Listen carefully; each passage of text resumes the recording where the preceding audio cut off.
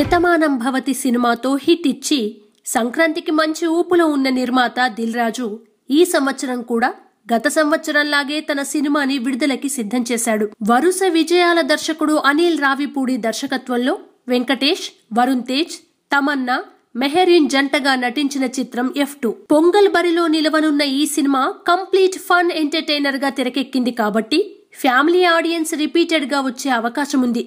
కానీ పెద్ద సినిమాల మధ్య భారీ ఓపెనింగ్స్ రాబట్టడం మాత్రం ఒకంత కష్టమనే చెప్పాలి. ఇదే సంక్రాంతికి వరుణ్ తేజ్ కి గట్టి పోటీ మరో మెగా హీరో నుంచే కావడం విశేషం. Mega power star Ram Charan Tej, ఊరమాస్ డైరెక్టర్ బోయపాటి శ్రీను మొదటిసారి కలిసి చేస్తున్న సినిమా వినయ విధేయ రామ. ఈ మాస్ సినిమాతో సాలిడ్ హిట్ అందుకోవాలని చరణ్, బోయపాటి చూస్తున్నారు.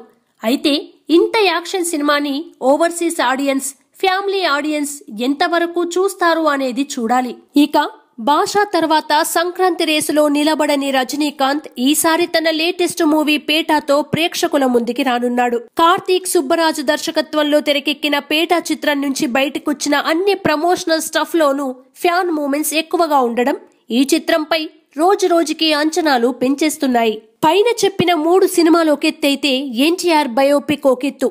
అన్నగారి జీవితాన్ని కొడుకు బాలకృష్ణ ప్రపంచానికి చూపించాలనే సంకల్పంతో తెరకెక్కిస్తున్న ఈ సినిమా 2 భాగాలుగా ప్రేక్షకుల ముందుకి రాబోతోంది. బి, సి సెంటర్స్ లోని ఆడియన్స్ ఎన్టీఆర్ బయోపిక్ సినిమాకి ప్రధాన బలం. బాలయ్య ఫాలోయింగ్, ప్రేక్షకుల్లో ఎన్టీ రామారావుపై ఉన్న అభిమానం రెండూ కలిసి ఈ సినిమాని సంక్రాంతి రేసులో బలమైన సినిమాగా నిలబెట్టాయి. మిగిలిన సినిమాలు ఏమాత్రం తేడా కొట్టినా ఎన్టీఆర్ బయోపిక్ క్లీన్ హిట్ అందుకోవడం ఖాయం. ఇదిలా ఉంటే గత కొంతకాలంగా ఎన్నో చిన్న చిత్రాలు ఎలాంటి ఎక్స్పెక్టేషన్స్ లేకుండా సైలెంట్ గా వచ్చి బ్లాక్ బస్టర్ అవ్వడం కూడా మనం చూసాం. అయితే ఇప్పుడు పరిస్థితి వేరు. ఈసారి పండుగకి వచ్చేవన్నీ పెద్ద సినిమాలే, అందరూ స్టార్ హీరోలే. 4 భారీ చిత్రాలు పోటీ పడుతుండడంతో తమ అభిమాన హీరో సినిమాకి థియేటర్లు ఎక్కువగా దొరకవని ఫ్యాన్స్ ఆందోళన చెందుతున్నారు. ఓపెనింగ్స్ సరిగ్గా రావనే వారి భయంలో నిజముంది.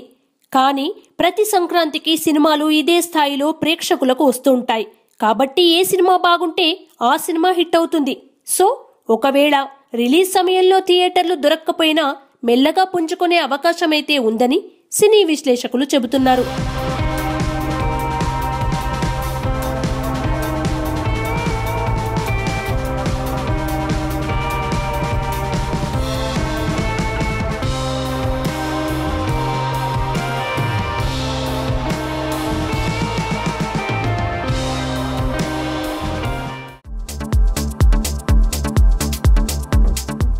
Please subscribe to new waves.